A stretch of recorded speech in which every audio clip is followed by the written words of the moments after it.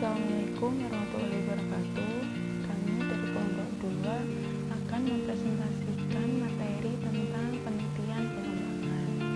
Sebelumnya, sama-sama perkenalkan, saya Yasinta Raditya Murti. Saya akan menyajikan materi pertama. Penelitian pengembangan atau research and development saat ini merupakan salah satu jenis penelitian yang banyak dikembangkan. Penelitian pengembangan merupakan salah satu jenis penelitian yang dapat menjadi penghubung atau pemutus kesenjangan antara penelitian dasar dengan penelitian terapan. Pengertian penelitian pengembangan sering diartikan sebagai suatu proses atau langkah-langkah untuk mengembangkan suatu produk baru atau menyempurnakan produk yang telah ada. Penelitian pengembangan menurut Gay 1990 merupakan suatu usaha atau kegiatan untuk mengembangkan suatu produk yang efektif untuk digunakan sekolah dan bukan untuk menguji suatu teori. Sedangkan Burke and Gall pada tahun 1983 mendefinisikan penelitian pengembangan sebagai proses yang digunakan untuk mengembangkan dan memvalidasi produk pendidikan. Kemudian ada Sills and Ricci pada 1994 mendefinisikan penelitian pengembangan sebagai suatu pengkajian sistematik terhadap perdesainan, pengembangan, dan evaluasi program, proses, dan produk pembelajaran yang harus memenuhi kriteria validitas, kepraktisan, dan efektivitas. Kemudian Bloom pada tahun 1999 menambahkan kriteria dapat menunjukkan nilai tambah selain ketiga kriteria tersebut. Kemudian perlunya penelitian pengembangan yaitu antara lain untuk memfasilitasi pembelajaran, kemudian meningkatkan kinerja, dan yang terakhir untuk memecahkan permasalahan pembelajaran melalui pengembangan produk. Contoh penelitian pengembangan di bidang pendidikan matematika yaitu pengembangan LKS matematika dengan model pembelajaran kreatif dan produktif pada metode materi ruang dimensi 3 kelas 10 SMA Negeri 6 Bengkulu. Penelitian ini dilakukan oleh Yusef D, mahasiswa dari program studi pendidikan matematika, jurusan pendidikan matematika dan ilmu pengetahuan alam, Fakultas Keguruan dan Ilmu Pendidikan Universitas Bengkulu pada tahun 2014. Sekian presentasi dari saya. Materi selanjutnya akan dilanjutkan oleh teman saya. Terima kasih. Assalamualaikum warahmatullahi wabarakatuh. Saya Muhammad Angga Nasrullah akan melanjutkan materi tentang karakteristik penelitian dan pengembangan. Saya akan menjelaskan karakteristik berdasarkan Santiasa atau menurut Santiasa tahun 2006. Karakteristik yang pertama adalah masalah yang ingin dipecahkan adalah masalah nyata yang berkaitan dengan upaya inovatif atau penerapan tes untuk meningkatkan kualitas pembelajaran. Jadi karakteristik pertama dari penelitian dan pengembangan ini sifatnya inovatif. Jadi kita tidak stuck di hal-hal yang sudah ada, kita berusaha mengembangkan ke hal-hal lainnya. Terus karakteristik yang kedua adalah pengembangan model, pendekatan, dan metode pembelajaran serta media belajar yang menunjang keefektifan pencapaian kompetensi mahasiswa. Nah, sesuai dengan karakteristik ini, pengembangan modelnya itu untuk keefektifan, jadi keefektifan pencapaian belajar dari dan kompetensi mahasiswa ini. Terus karakteristik yang ketiga adalah proses pengembangan produk, validasi yang dilakukan melalui uji lapangan. Nah, jadi penelitian dan pengembangan ini, kita saat melakukan penelitian, proses pengembangan produknya itu dilakukan dari uji lapangan. Jadi kita nggak hanya lewat data-data, tapi kita melewati uji langsung di lapangan. Terus karakteristik yang keempat atau terakhir, pengembangan model, pendekatan, metode, media pembelajaran perlu didokumentasikan secara rapi dan dilaporkan secara sistematis sesuai dengan kaidah penelitian yang dicerminkan originalitasnya. Nah, jadi ya dalam karakteristik penelitian dan pengembangan ini, dalam prosesnya kita harus mendokumentasikan secara rapi dan dilaporkannya nanti secara sistematis gitu. Nah, selanjutnya saya akan menjelaskan tentang level penelitian dan pengembangan menurut Sugiono 2016. Yang pertama saya menjelaskan level 1. Level 1 itu hanya menghasilkan rancangan dan tidak dilanjutkan dengan membuat produk dan mengujinya. Level 2. Level 2 itu tidak melakukan pengembangan produk, tetapi langsung menguji produk yang telah ada. Jadi penelitian dan pengembangan di sini, kalau kita di level 2, kita tidak melakukan pengembangan produk, tapi langsung menguji produk yang telah ada ini.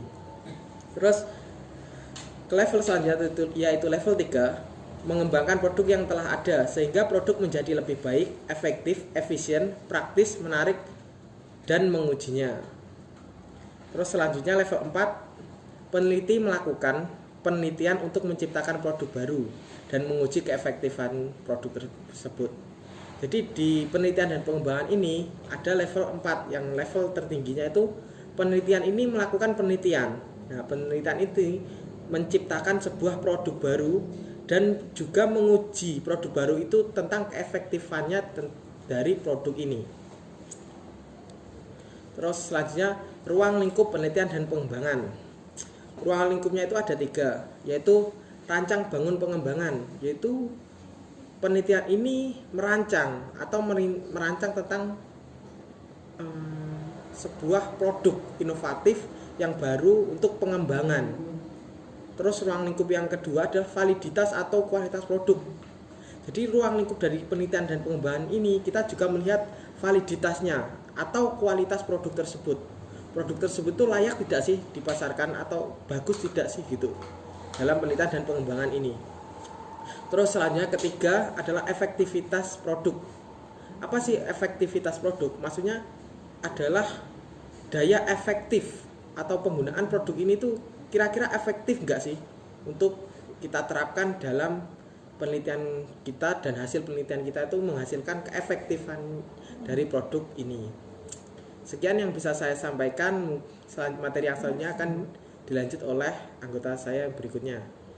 Kurang lebihnya saya mohon maaf. Terima kasih. Baik, saya Gobat Sanggam Alfianur. Saya akan menjelaskan materi yang selanjutnya. Pada penelitian pengembangan tidak menggunakan istilah populasi dan sampel, tetapi subjek penelitian.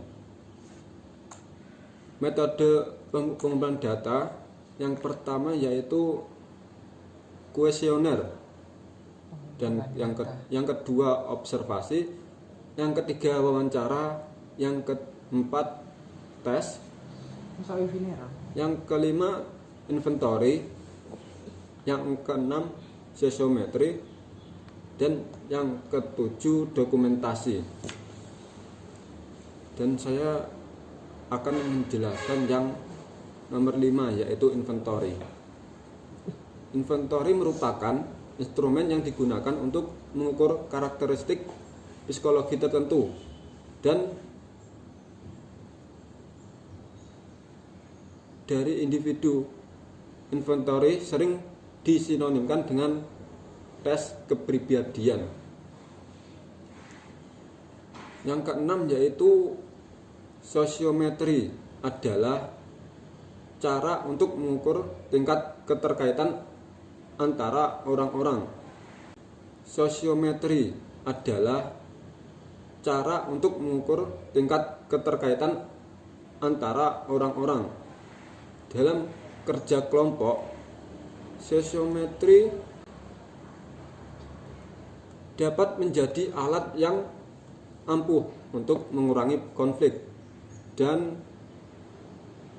meningkatkan komunikasi karena memungkinkan kelompok untuk melihat dirinya secara objektif dan menganalisis dinamika tersendiri. Yang ketujuh, dokumentasi, pencatatan dokumentasi adalah metode yang lebih mudah daripada metode lain karena jika ada kekeliruan sumber datanya masih tetap. Untuk analisis data, yang pertama yaitu deskriptif kuantitatif, yang kedua deskriptif kualitatif, yang ketiga deskriptif inferensial UJT.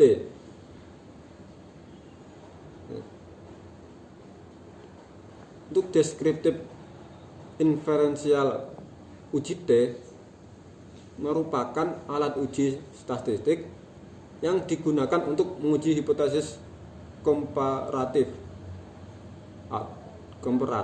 dua sampel bila datanya berada pada skala interval dan rasio. Sekian dari saya. Selanjutnya akan dijelaskan oleh teman saya. Baik, di sini saya Rizky Ilana Septia Putri akan melanjutkan tentang materi selanjutnya tentang penelitian pengembangan, yaitu sistematika penelitian pengembangan. Bab 1 berisi pendahuluan, bab 2 berisi kajian pustaka, bab 3 berisi metode penelitian, bab 4 berisi hasil penelitian dan pembahasan, bab 5 berisi penutupan, lalu ada daftar rujukan dan lampiran-lampiran. Nah, sebenarnya sistematika dari penelitian pengembangan ini hampir sama dengan penelitian lainnya, namun yang membedakan itu di bab 3 di metode penelitiannya, yaitu berisi model pengembangan, prosedur pengembangan, uji coba produk. Nah, dalam uji coba produk ini berisi desain uji coba, subjek coba, jenis data, instrumen pengumpulan data, dan teknik analisis data. Lalu yang selanjutnya saya akan menjelaskan tentang model-model desain pengembangan. Yang pertama ada model Dick dan Carey yang terdiri dari 10 langkah. Lalu yang kedua ada model ADI yang terdiri dari 5 langkah. Yang ketiga ada model Assure yang terdiri dari 6 langkah. Yang keempat ada model Hanafin dan Peck terdiri dari 3 langkah. Dan yang kelima ada model 4D yang terdiri dari 4 langkah. Nah, selanjutnya yang terakhir yaitu ada langkah-langkah dari penelitian pengembangan. Pada intinya, langkah-langkah penelitian pengembangan adalah 1. Perencanaan yang terdiri dari studi pendahuluan dan pembuatan proposal. Yang kedua, pengembangan produk. Yang ketiga, uji coba produk dan revisi. Dan yang keempat, diseminasi dan pemanfaatan. Nah, sekian presentasi dari kelompok kami, semoga bermanfaat, dan apabila ada salah kata, kami mohon maaf. Wassalamualaikum warahmatullahi wabarakatuh.